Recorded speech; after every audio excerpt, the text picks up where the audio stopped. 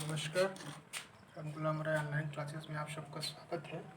अब आज हम इसके पहले पढ़ रहे थे समीकरण क्या होता है। इसके बारे में हम लोगों ने समीकरण के बारे में पढ़ा। ऐसा बीजीय व्यंजक जब किसी विशेष मान के लिए उस व्यंजक का दायां पक्ष और बायां पक्ष दोनों ही समान होता है, उस बीजीय व्यंजक को हम क्या कहते हैं? समीकरण कहते हैं। फिर हमने जाना समीकरण के प्रकार। तो समीकरण के निम्न प्रकार में जाना हमने: सरल समीकरण, द्विघात समीकरण, त्रिघात समीकरण, एन घातीय समीकरण। अब हम पढ़ रहे हैं बाई क्वाड्रेटिक इक्वेशन, द्विघात समीकरण। ये प्रश्न अक्सर आपसे से क्वेश्चन मिलता है और इसको हल करते हैं और परिचित भी होंगे। इस पे कुछ एग्जाम्पल को आपको बताया गया था और कुछ एग्जाम्पल को आज हम पुनः बता रहे हैं। जैसे एक्स स्क्वायर माइनस 8x धन 16 बराबर 0 कहा जाए। इस बाई क्वाड्रेटिक इक्वेशन का आप मूल बता दीजिए। नहीं, जब बाई क्वाड्रेटिक इक्वेशन आता है, जब दो घात होता है किसी भी वेरिएबल पर, किसी भी चर राशि पे, यहाँ पे चर राशि क्या है? x है।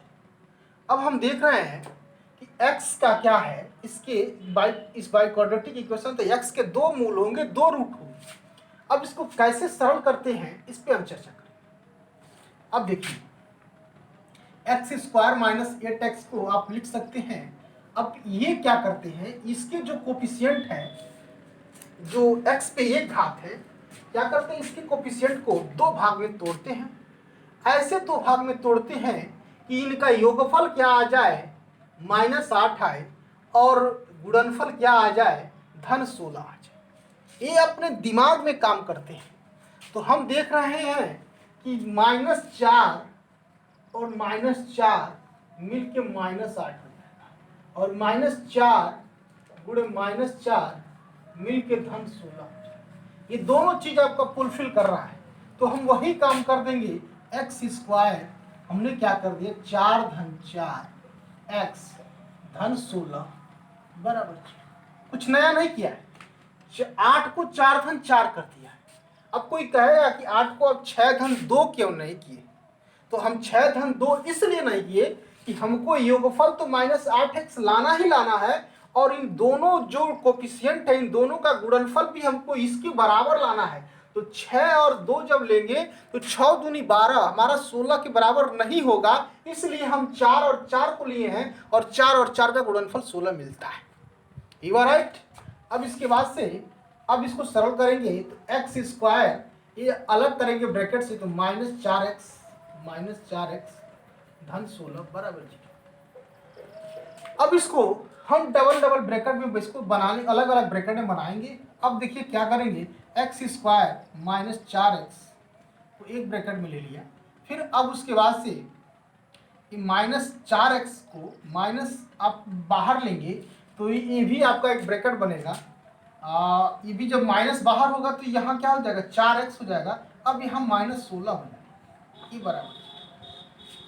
अब देखिए, अब यहाँ से हम देख रहे हैं x कॉमन मिल रहा है, x -4, यहाँ से देख रहे हैं 4 कॉमन है, यानी x -4। अब ये आएगा क्या, x -4 और क्या आएगा, x -4 बराबर 0। तो एक इक्वेशन से x -4 बराबर 0, तो यहाँ से मिल जाएगा x बराबर 4, और दूसरे से भी मिलेगा x -4 बराबर 0। दिस इम्प्लाई x बराबर 4। तो इस तरह से हम किसी भी बाई क्वाड्रेटिक इक्वेशन का हम हल करते हैं। ये तब करते हैं जब इसका कोफिशिएंट क्या हो, 1 हो। अब जब कोफिशिएंट 1 नहीं होता है तो कुछ उसके लिए कुछ अलग नियम कानून करते हैं, वो आपको हम बताएंगे।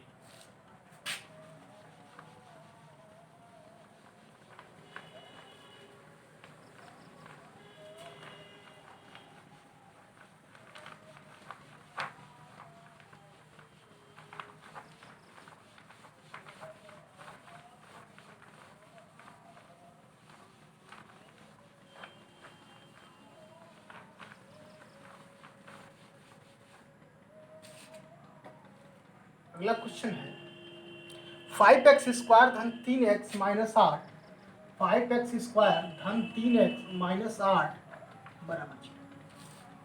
अब क्या करते हैं, वही काम करेंगे यहाँ पर। ये भी देख रहे हैं कि दो घात का समीकरण है, तो ये भी बाई क्वाड्रेटिक इक्वेशन है। अब यहाँ देखेंगे कि 3x को ऐसे दो भाग में तोड़ें कि जब उसका योगफल 3 आ जाए और गुणनफल -8 आ जाए तो काम गलत हो जाएगा।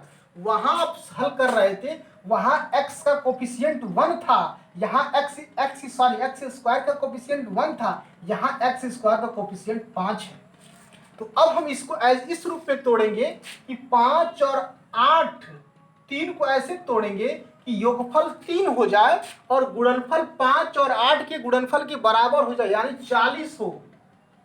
जब 40 गुणनफल हो उस संख्या को, मतलब उसका योगफल 3 आए और गुणनफल 40 आए, न कि 8 को लेकर चेक करेंगे। ऐसे करेंगे तब जाके आपका प्रश्न लगेगा। यानी 5x स्क्वायर, 3x को आप तोड़ेंगे तो 8 माइनस 5x माइनस 8 बराबर 8 में से 5 जाएगा 3, 3 मिल गया, और 8 और 5 का गुणा करेंगे तो आएगा 40। 8 प्लस 8 और माइनस 8, 5 का गुणा करेंगे तो 40 आएगा, और क्या है 5 और 8 का भी गुणा करेंगे तो -40 ही आएगा। यानी आपका काम हो चुका है।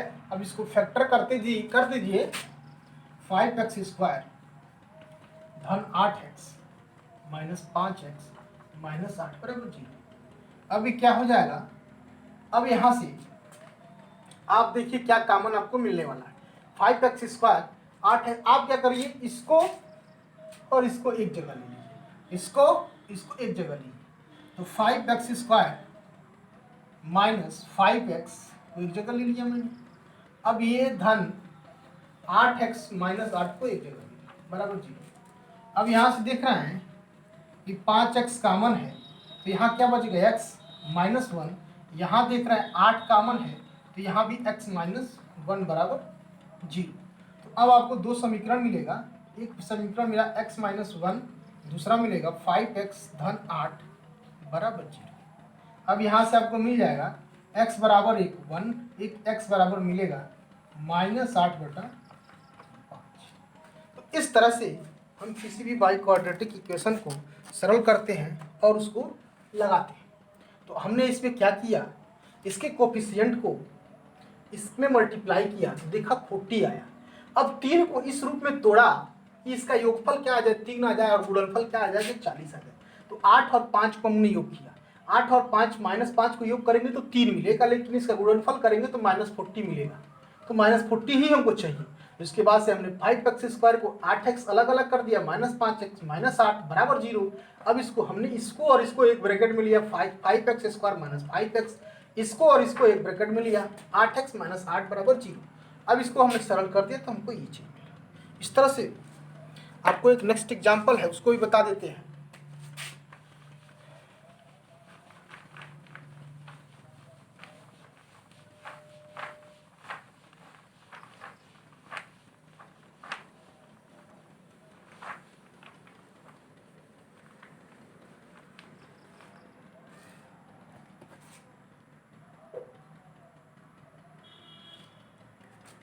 x स्क्वायर बराबर 11x माइनस 8, x स्क्वायर बराबर 11x माइनस 28, x स्क्वायर बराबर 11x माइनस 28 का आपका गुणनखंड करना है। x स्क्वायर बराबर 11x माइनस 28 को गुणनखंड करना है।